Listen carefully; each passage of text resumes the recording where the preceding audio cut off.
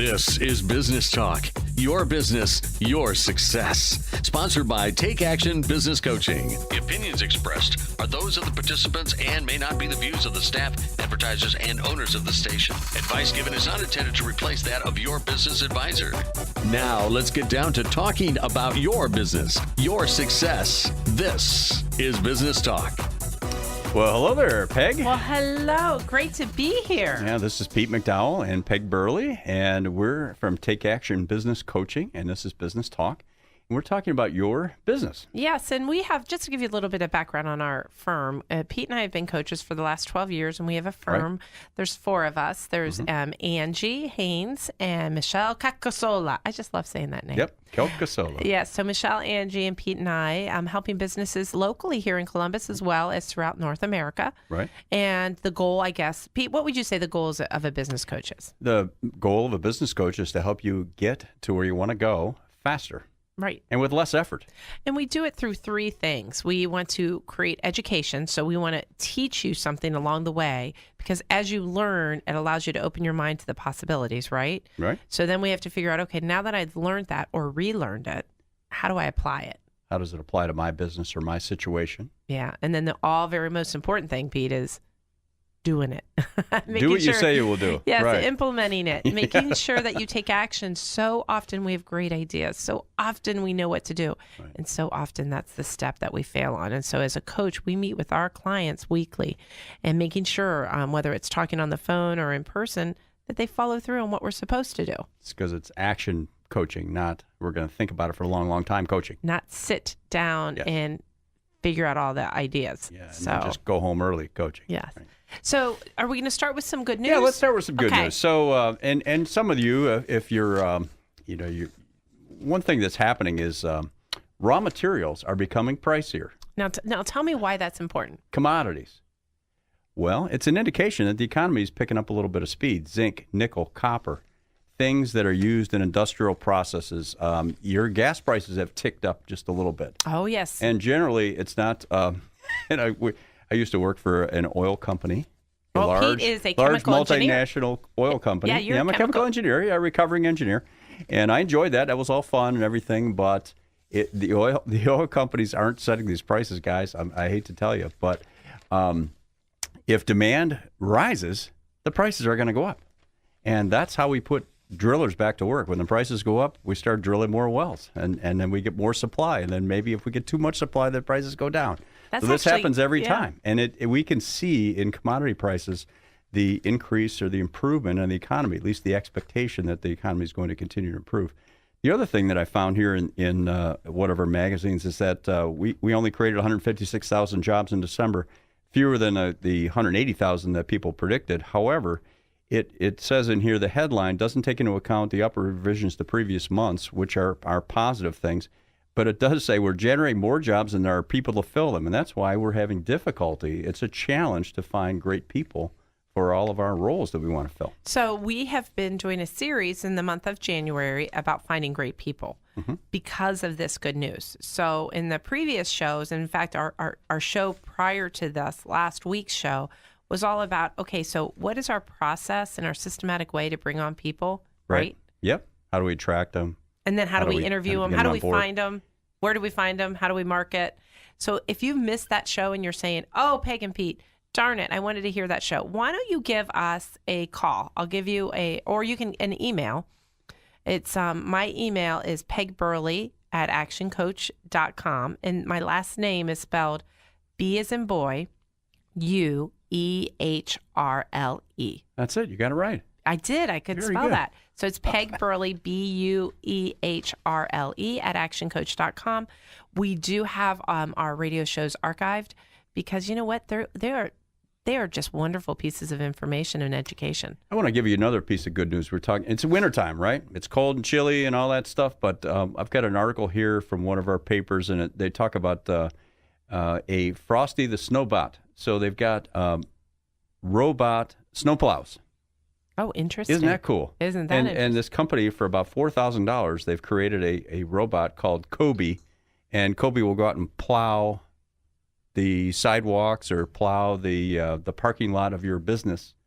and they cost about $4,000. Now I don't know how big this machine is, but it sounds pretty cool. It does sound interesting. Yeah, and they're also talking about using these for lawn cutting and leaf removal. Of course, you got to put your pets indoors, while you're doing that. Yes, I'm sure they have safety Or babies, measures. don't leave the baby in the lawn. Heck, we could do a whole show just on how some of our machines are taking over These some of the things are jobs. changing. They're changing the employment picture too, right? Well, it's interesting if you've noticed, and this isn't our topic. Well, I guess it is a little bit about employees. Like if you go through a fast food restaurant, you notice, and even grocery stores, how you can check yourself out. And how you can do, it's becoming less We don't and mean less. in front of a mirror. We mean when you want to leave the store. Yeah. Yeah, I just got what you said. Yes. Yeah. So and the reason is, if you can imagine, as minimum wage is creeping up, and it's our business model. Some of these business models are based on paying people a lower amount, and so as that creeps up, we have to have a systematic way, and sometimes that's going to be a machine in order for us to stay profitable. It's just economics. And that's why they have to go to, okay, I need less people, because if I'm going to have to pay more per hour, if I'm going to have to pay more benefits. It's a financial decision. It's a financial in a lot of decision, cases. yes. In my past life in the chemical industry, some of the dangerous things were done automated because we didn't expose people to injury. Right. So that's what you're saying. Yep. That is what you're saying. This is Business Talk with Peg and Pete, and we're talking here about bringing in employees. So we've found a couple of great employees. We've gotten those two great potential employees. We've got those two potential employees to come to our place of business and do a final interview, do a little bit of job matching, make sure that they really have the skills that they say they have, and we find out whether or not we can get along with them. Correct. Personally, on a personal level. We make an offer, we get the person in. Hooray. Okay, so here we We're go. not quite done. So now I want to... They show up and they go, okay, what do I do? And Pete, maybe we make this our topic for the next radio show, but the generation gap. Oh, yeah, that's a large topic. Large topic for the generation gap, and how we work with, motivate, lead different generations. So, but if you think about first impressions, this new employee, when they walk into your place of business, that first day is huge. It's very important, and that's where I was going with the generation gap. I'm glad you said that. Is if it's a millennial, you really have one day, because if most millennials, when they're coming, is it because they have a short attention span? It's because they are a me society, or I'm sorry, generation, and it's I want it now, and it's just because of the way that we've been brought up. And so we got to make sure that we have it, that we make a good first impression. And frankly, and right or wrong, we don't want to lose them. Right. If and we've whether really you're a gone to all millennial this or not, trouble and we've selected this person, we really want them to stay. Whether you're a millennial or not, you really should have a systematic approach of really onboarding. So here's your homework. Look at what you're doing right now to onboard your employees. What is your system? Or what you think it should be. And then, yes. Just take a blank piece of paper. Or again, we mentioned the hiring team. Get them in a room and say, okay, guys, we're going to spend 30 minutes. And this is all it should take. 30 minutes, everybody write down all the things. If you were a new employee, what would you want to have shown to you? Where are the bathrooms? Where's the coffee? Are you introduce you to every employee. We had one of our clients do that not too long ago. An employee took it upon herself to introduce the new employee to the 70 other people that worked in the office. And that person really appreciated it. So Right. all those things that the basic things that need to be done when a new employee comes in. That's good. Write them down. You want to have a buddy. You want that person to have a partner, a go-to person. So make sure you have that, other than the manager. Right. Somebody that's on the team. That person's going to make sure, hey, you know what? We're going to go out to lunch or take a break with me. Make sure that they're feeling welcomed. Make sure they're answering the questions that might be a basic question. Again, this is Business Talk, and it's Peg Burley and Pete McDowell. And you also could take that job description that we created before and take that and say, okay, now, what are the top 10 things that this person really needs to understand about our process? Maybe they're an engineer. They got a degree. They understand how to do the structural or the engineering work that's being done in that role. However, we do this type of design. They need to understand this process.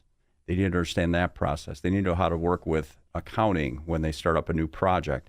They need to know how to work with marketing when they're reaching out for new customers.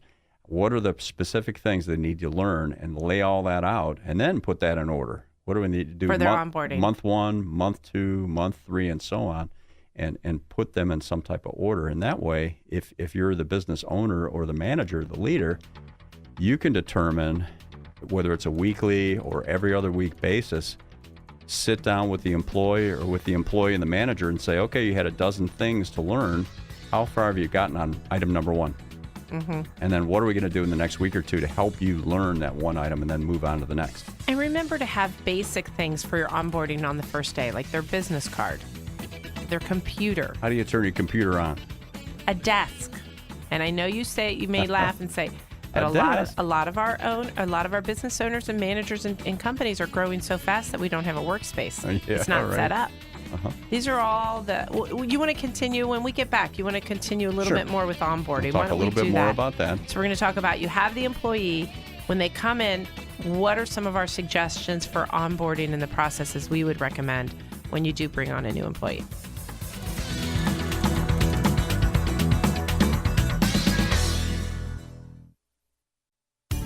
Could your business use some help? Call 614-306-7922 to schedule your coaching session. 614-306-7922. Now, here's more business talk. Well, it's Pete McDowell and Peg Burley, and we're here talking about your business and your success. And we've been talking a lot about employees. So getting great employees in, how do we keep these employees when we got them in? How do we train them and get them up and running? Right, exactly. And what we talked a little bit about is the first day is really an important, I really want you to make sure that when you're bringing in that person, make sure their first day is a fabulous experience. It's a fabulous, and even I want to tell you a story that happened with one of my clients, one of the people I coach's, I guess, cousin, but they went out to California to a job and they were left in a room, and it was a job with like a studio, and they had famous people coming in and out. And now they didn't really, you're all busy. You have that new person starting. Guess what you do? You just let them sit there for a couple hours. Well, they did that with this gentleman. He was in the room. He was trying to stay positive. So he was taking a selfie and he said, look, I'm in the studio here, looking forward to my new job, sending it out to his friends on Facebook. At the end of the day, did the same thing, took a picture. Hey, it was great to meet these famous people. He was fired the next day. He had transferred himself from Ohio to California out to this business where he sat most of the day, did a couple selfies and posted it. They said, you weren't allowed to do that. He said, but nobody told me the do's and the don'ts. If I didn't know I wasn't allowed to post things. They fired him. It's so important that as business owners that we take and managers that we take ownership of the behavior of that person when they enter the door. And they do need to know the do's and don'ts, no matter how basic it is. And if it, a lot of times we hear about the millennials, well, they should know better. Well, you know what? They don't. It's our job to teach them. Well, and we need to make sure they do know what the culture is like in your business and what the safety rules are and what the do's and don'ts with email are, and not make any assumptions. And just make sure that we let them know that, hey, I'm going to go through some pretty basic things here, and they are common sense. However, we want to make absolutely sure that you know the boundaries within which we're going to play the game here. And there could be simple things like treating each other with respect, or wearing your safety glasses when you go out into the plant, whatever it happens to be, signing in and out of the business, all the things that you as a business owner or maybe a leader in this business have been doing this for 10 or 20 years know instinctively. That's why we make a list. And so what Pete had said, I thought before our break, was when you're looking at onboarding your employee, get in a room, get with your people and have them all write down what it is we should do. I like that. And or look at your process right now and say, what is it? And if we have a process. Use the job description as a guide if you need it. And then making sure that they have a buddy internally that is their go-to person other than just HR and a manager. Right. Making sure that you connect them with someone, making sure that they have a computer, a desk, a business card, maybe allowing them some time for the first couple weeks that they get to spend an hour or two with each department to understand what each person does. So a training plan. So you've got the basic things like the computer, the desk, the bathrooms, those kind of things. And the next level is the training plan. How are we going to train this person? Right. Who is going to be involved? If you're going to learn about how the factory runs, well, who will take ownership for you when you're out there? And that's really the success of that individual coming in is really, it's up to you.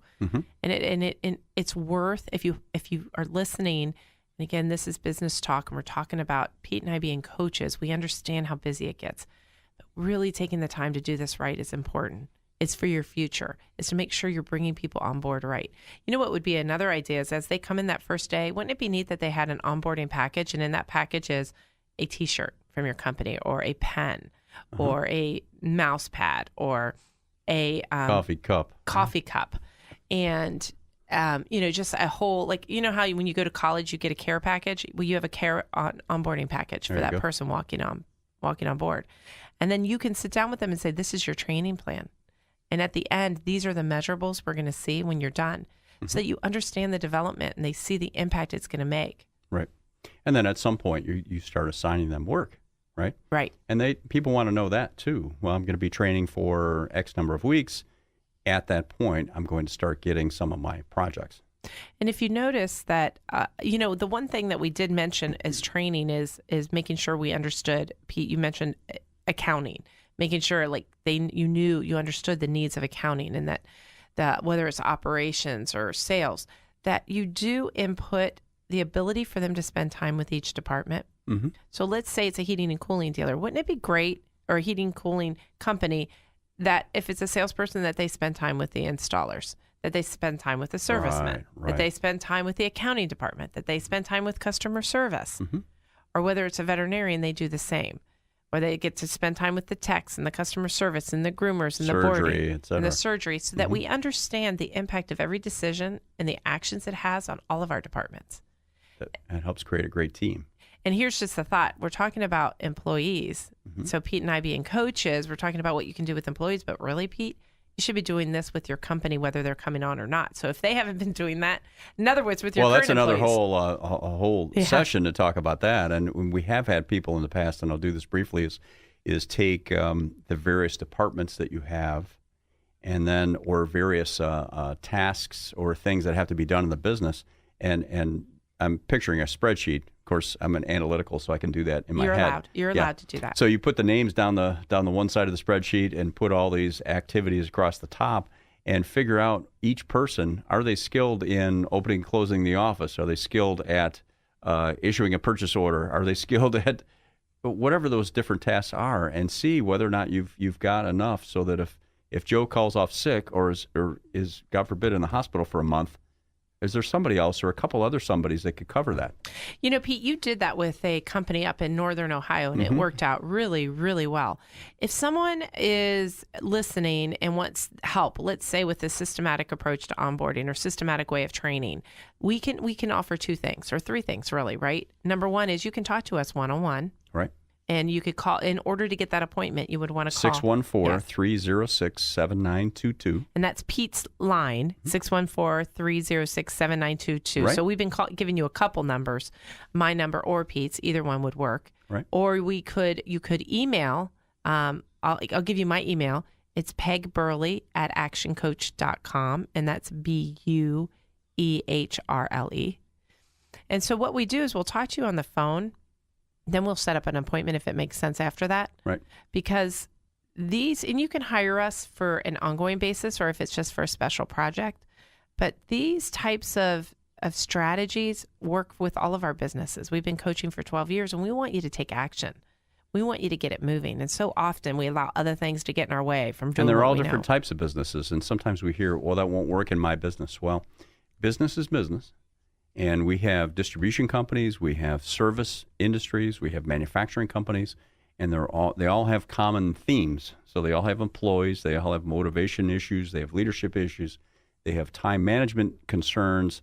There are always common things that are opportunities for improvement in any business. Exactly. So I really like your idea and your systematic way of looking at, okay, we're going to onboard this trainee. We're going to make sure that we're training them right. We want to set them up for success because we're talking long term. And I don't have the figure, but turnover, I guess it depends on the business, right? How much turnover costs us.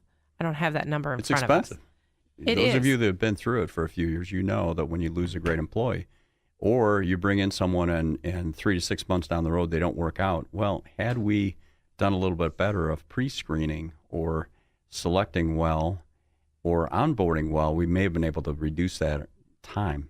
Well, and it was interesting, Pete. I had a conversation with a business owner, and I want to say this was about 4 years ago. And I went in and I said, okay, let's talk about how we can decrease your turnover ratio. Right? Okay. And one of the owners looked at me and says, I don't need people. I can replace them very quickly. Okay. Because we had a line of people that wanted to work there. And I said, but do you understand the cost and the impact? Because you have downtime. You're not as productive. Right. You're losing all the training. They don't understand how you do your business, even though they know right. the technical part of the business. Exactly. They don't understand how you do it. So one of the things Pete and I wanted to talk about, and we'll do this after the break, is, okay, so we've talked a little bit over the last month about hiring people, about onboarding, making sure that when they come on that, how are we going to market to get them? How are we going to make sure when they come on they're successful?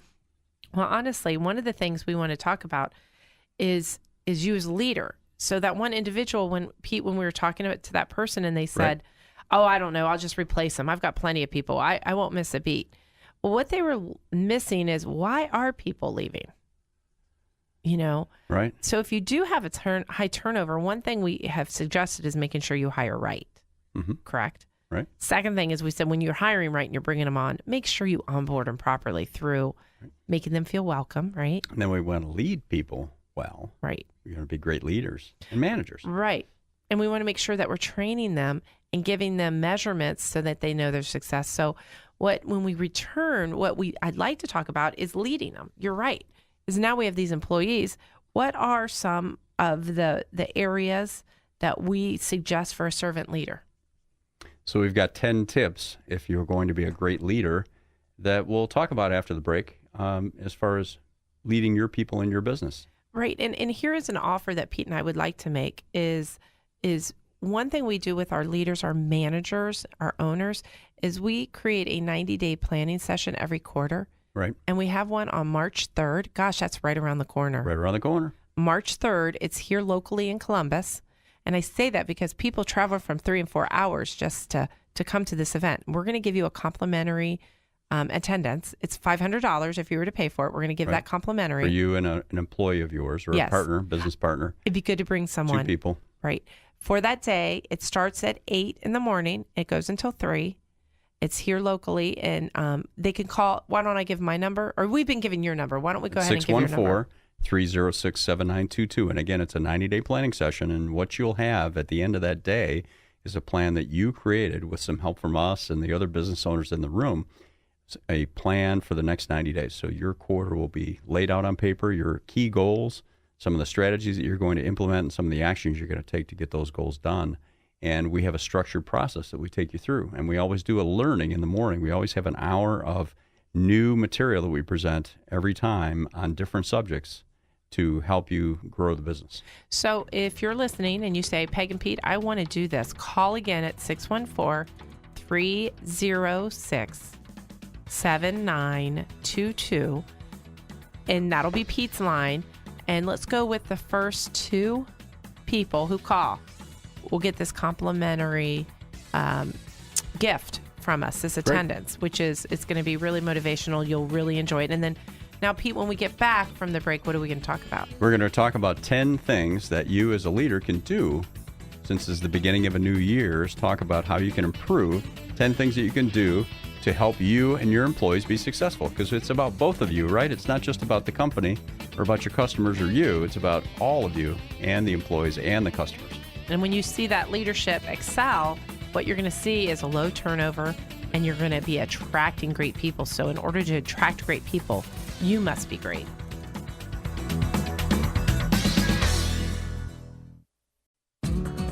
To learn more about today's topic, call 614-306-7922. Now, back to more Business Talk. All right, we're here today talking about your business and your success. It's Business Talk, and it's Peg Burley and Pete McDowell.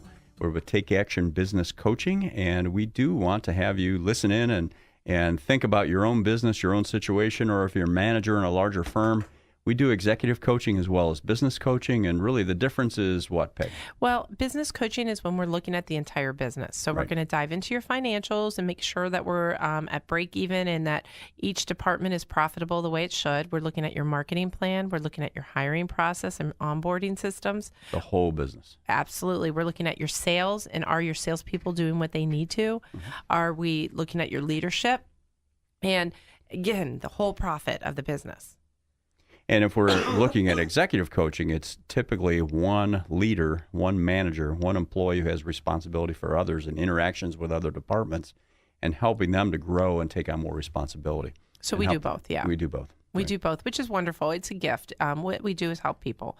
That's what it's all about. It's about helping people get to the next level. And as long as you're open to new ideas and you're, and one thing I think that really helps for people to be successful with a coaching program is that they want more and they're willing to do the work. It's like, if you want to lose weight, come and see us. I'm a physical trainer. I'm going to teach you how to do it. I'm going to make sure and you're going to get in shape. So if you're thinking, well, could I benefit from a business coach? Well, if you answer yes to these 3 questions, there's a chance, or if you have an employee that would say yes to these questions, there's a good chance it would work very well for you.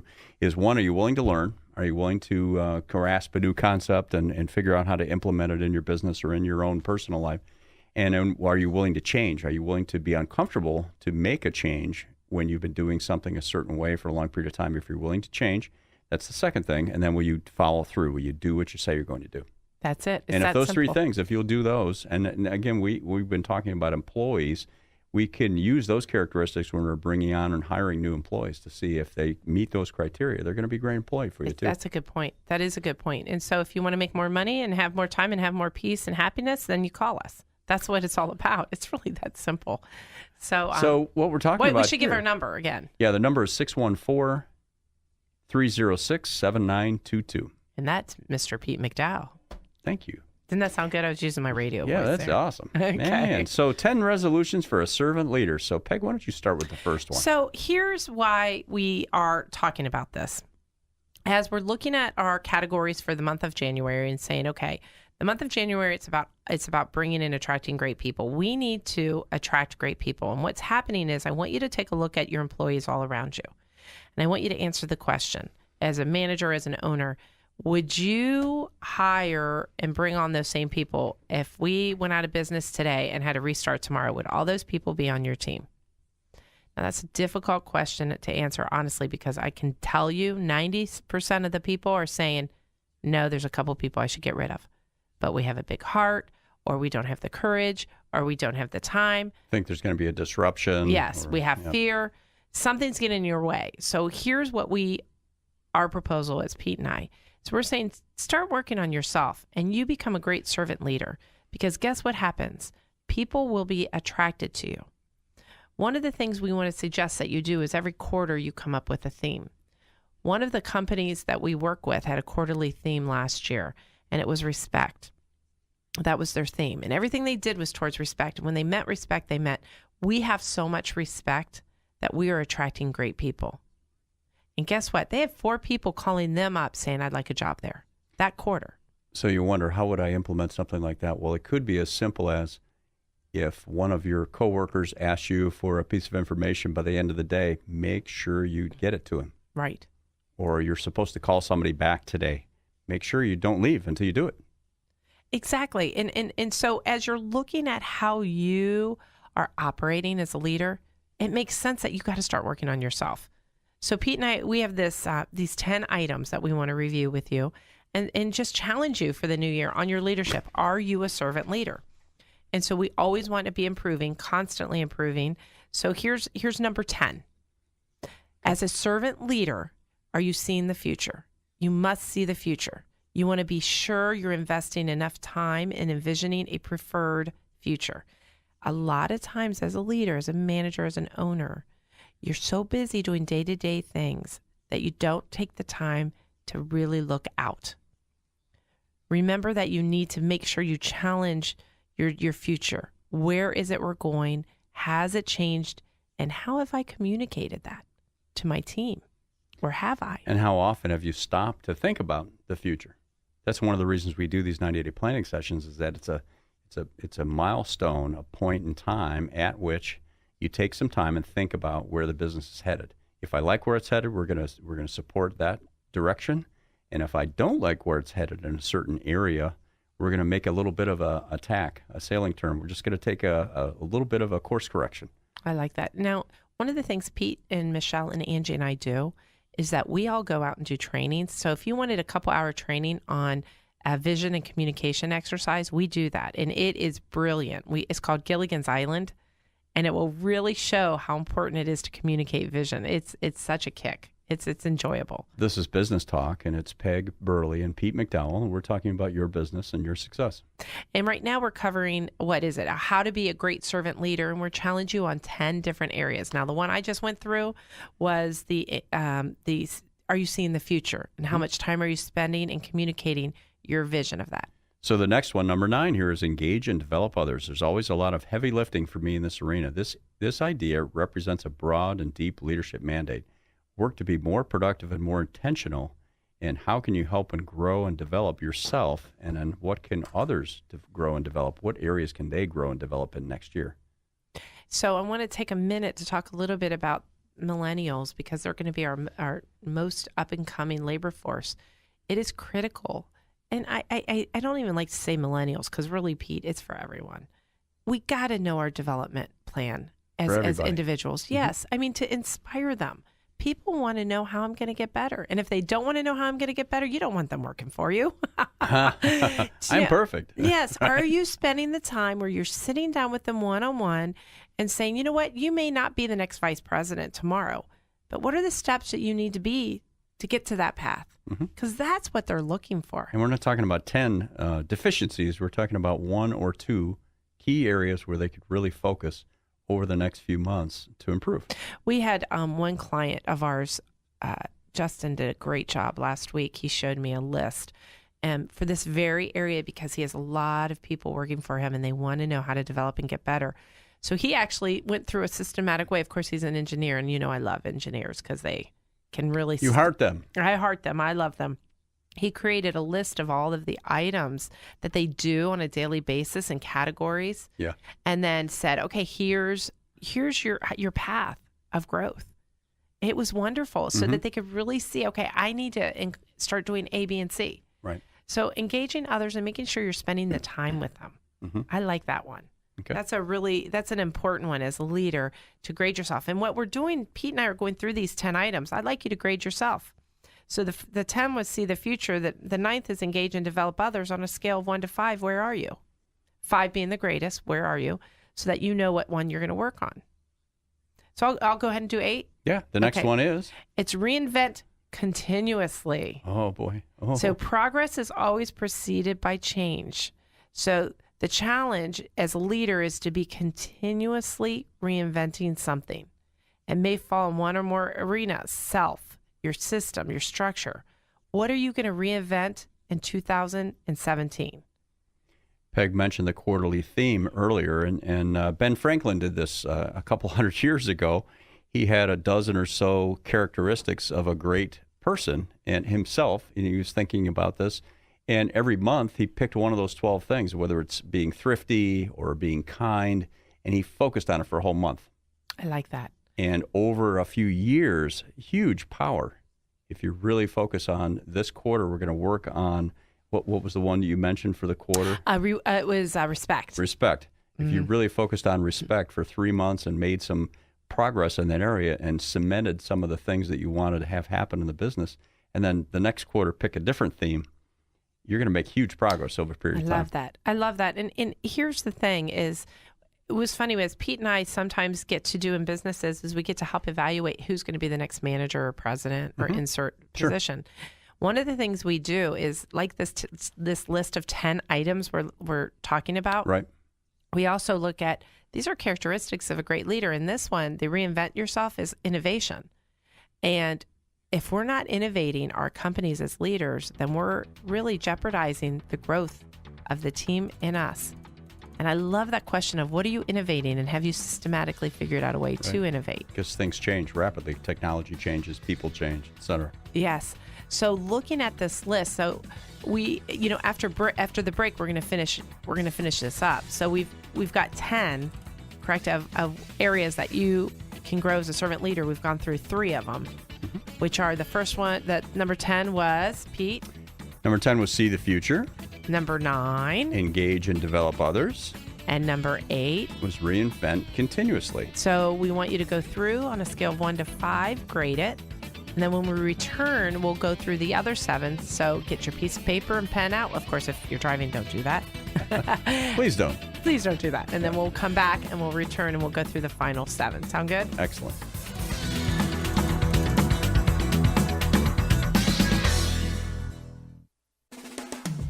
Could your business use some help? Call 614-306-7922 to schedule your coaching session. 614-306-7922. Now, here's more business talk. All right, we've been talking about being a great leader here, and we've got 10 items that you can do if you want to improve on your servant leadership in the coming year here. And Pete and I are business coaches. We have a firm called Take Action Business Coaching, and we work with individuals, owners, and executives on all different areas. And so we got to this point because earlier in our show, we were talking about onboarding people, making sure that we had low turnover. Well, if you take a look at your turnover, now, sometimes turnover is good because we want to get rid of people who aren't fitting in and we're not allowing things. But really, it all starts with you. So, Pete, that's what we were talking about is if you look in the mirror and you look at your team and you look at what you're getting, it's because of you. So in order to grow, it starts with you. And as coaches, we do that a lot. So we're looking at us as a servant leader. And what is it we can do to make sure that we're attracting great people and keeping great people? Right. So item number 7 here, it's value results and relationships. And it's probably one of the most challenging things for leaders around the world, everywhere. And the problem is natural bias.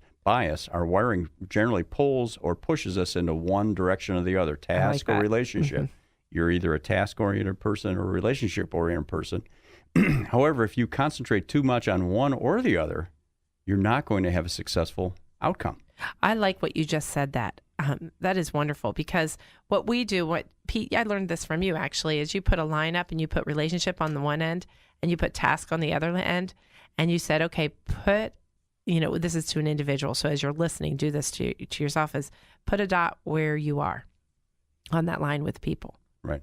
And I really like that exercise because the reality of it is you need to be in the middle.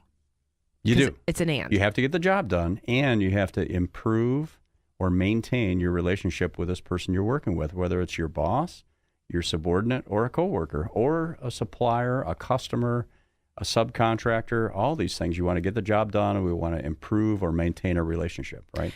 And I really like this because what coaching does, so as executive, so we're coaching right now an executive that is too far on the results. And what I call it body bags on the side of the road. So we're getting to the goal, but darn it, we're running over a lot of people to get there. And you know what? That's gonna catch up with you in the end. Mm-hmm. And we can't have that. So that's a really good one, is looking at your continuum line of task and relationship. It all goes back to kindergarten things, right? Plays nice with others, right? Isn't that the truth? There is that book called Everything I Ever Need to Learn, I Learned in Kindergarten or something. It's great. So I love that. So 7 was value, results, and relationship. Can I go to the 6? Yes, please. Okay. Embody the values. So leaders, like the really good leaders, will always be walking the talk.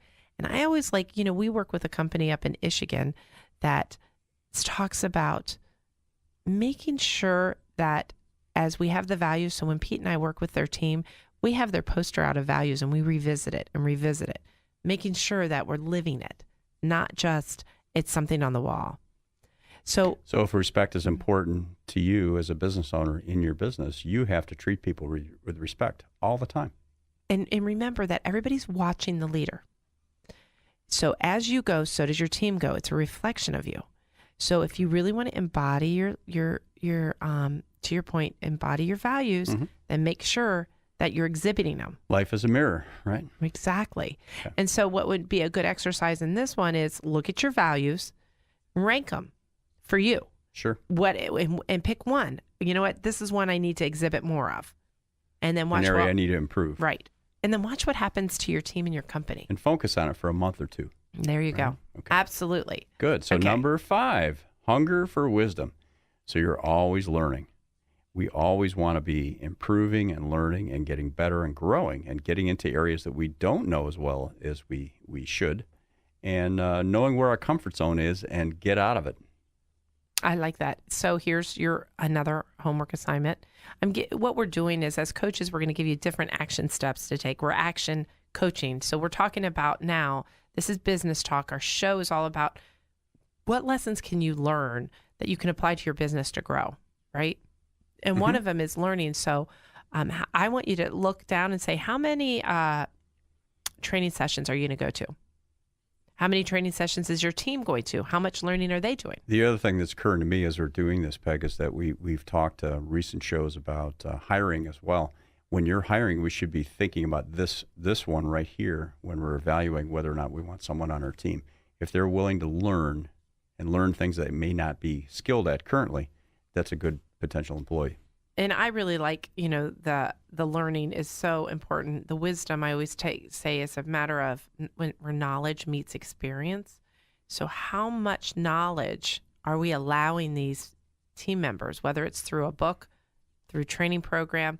One of the things Pete and I do is we are trainers as well. So we come in and teach employees. We go into companies, big and small.